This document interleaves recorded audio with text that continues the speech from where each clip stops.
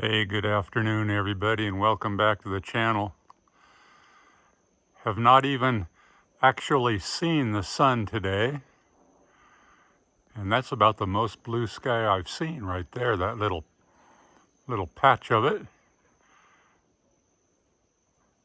Let's take a look at the systems and see how that equals out on the solar systems.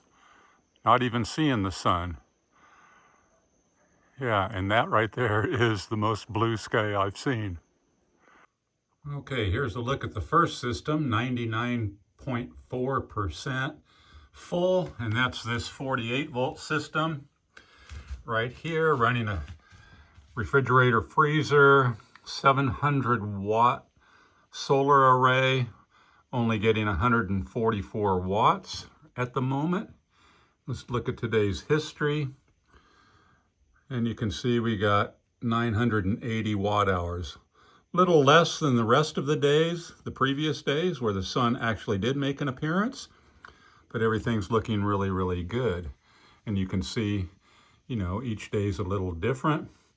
We actually did get into absorption briefly, and then the freezer refrigerator kicked into a defrost mode and pulled it out of that, but still pretty darn full. And we'll take a look at this system here. This one has 500 watts of solar tied into it, running a 200 amp hour at 12 volt. This system is, and you can see in absorption, and it is, of course, 100% full. And let's look at the log for that. And with 500 watts of solar available, only 7 watts now to hold it at 14.2. And we've put in, as you can see there, 770 watt hours today. Again, less than the previous days, but still getting up to a nice full charge, even on these much lower light conditions. And then there's a look at the past week or so, looking really good. And looking at 600 amp hours worth of Chins batteries right here, 100% full. And in absorption, and off of one of the 500 watt strings, only 28 watts to hold it at 14.2. And then on the other 500 watt strings, it's only needing 20 watts. So that covers 2 zones of the house. Let's go over to the 3rd zone and see what that looks like real quick. And on the 3rd zone of the house, what do we got? We got the 200 amp hour time USB here, and let's flip this over and see what we've got. And this one's in float. All right.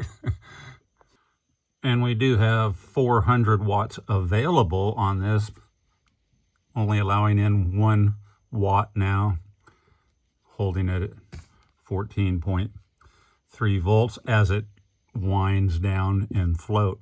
So no power coming in there.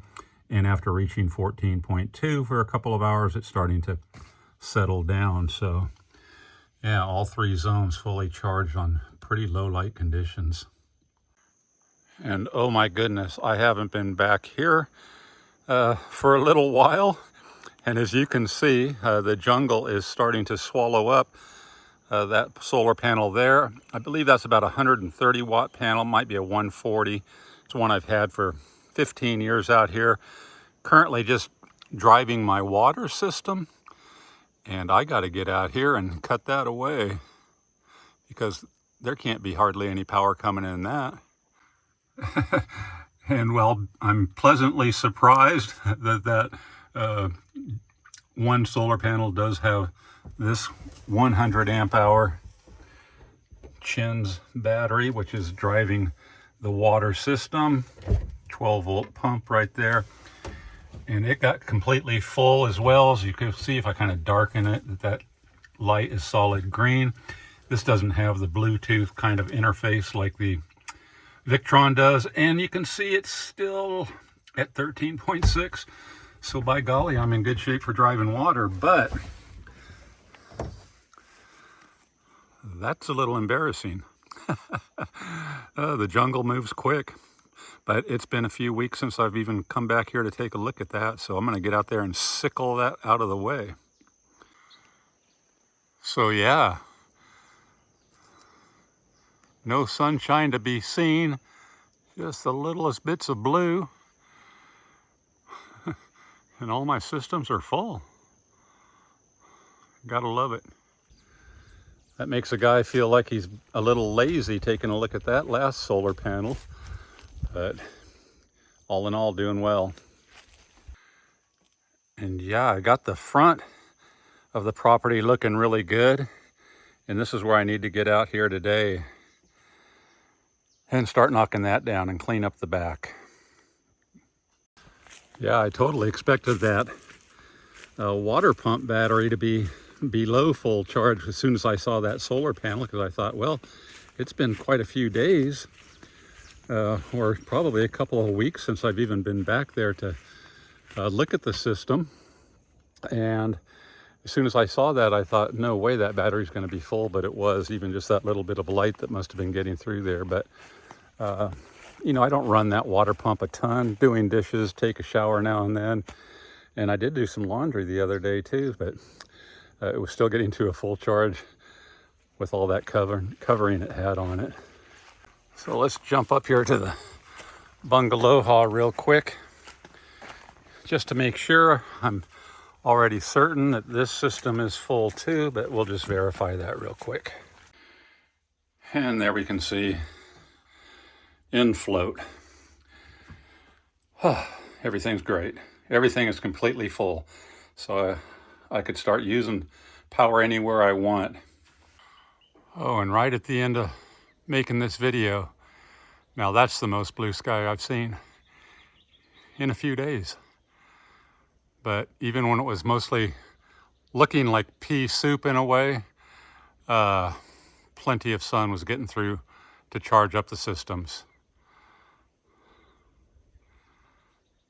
Yeah. So just to show you don't have to have, you know, pure sunshine coming in, hitting those panels to make them work just fine and keep your systems up, especially this time of the day or this time of the year when the sun's so high. All right, you guys, just thought I'd check in with you before the weekend rolls in. Have a good weekend, everybody.